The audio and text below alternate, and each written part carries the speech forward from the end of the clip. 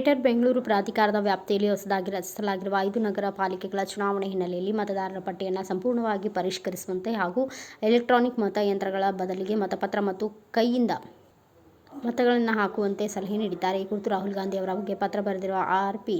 ರಮೇಶ್, ಮುಂಬರುವ ಚುನಾವಣೆಗಳ ಮುಕ್ತ ಹಾಗೂ ನ್ಯಾಯಸಮ್ಮತವಾಗಿ ನಡೆಯಲು ಈ ಕ್ರಮಗಳು ಅಗತ್ಯ ಎಂದು ಒತ್ತಿ ಹೇಳಿದ್ದಾರೆ. ಈ ವಿಷಯದ ಕುರಿತು ಆಗಸ್ಟ್ 22ರಂದು ನಡೆದ ಕೆಪಿಸಿಸಿ ಸಭೆಯಲ್ಲಿ ಚರ್ಚಿಸಿದ ನಂತರ ಈ ಸಲಹೆಗಳನ್ನು ನೀಡುತ್ತಿರುವುದಾಗಿ ಅವರು ಪತ್ರದಲ್ಲಿ ತಿಳಿಸಿರುವ ಸಂಗತಿ ಬಹಿರಂಗವಾಗಿದೆ. ರಾಜ್ಯದಲ್ಲಿ ವಿದ್ಯುನ್ಮಾನ ಮತಯಂತ್ರ ಬದಲಿಗೆ ಬ್ಯಾಲೆಟ್ ಮೂಲಕ ಚುನಾವಣೆ ಮಾಡಬೇಕೆನ್ನುವ ಉದ್ದೇಶದಿಂದ ಇತ್ತೀಚೆಗೆ ಸಚಿವ ಸಂಪುಟ ಸುಗ್ರೀವಾಜ್ಞೆ ಹೊರಡಿಸಲು ತೀರ್ಮಾನ ತೆಗೆದುಕೊಂಡಿದೆ. ಇದಕ್ಕೆ ಮುನ್ನವೇ ಹಿಂದಿನ ಬಿಬಿಎಂಪಿ ಮೇಯರ್ ಬ್ಯಾಲೆಟ್ ಪೇಪರ್ ಮೂಲಕ ಚುನಾವಣೆ ನಡೆಸಲು ಕ್ರಮ ವಹಿಸುವಂತೆ ರಾಹುಲ್ ಗಾಂಧಿಗೆ ಆಗಸ್ಟ್ 25ರಂದೇ ಪತ್ರ ಬರೆದಿದ್ದಾರೆ.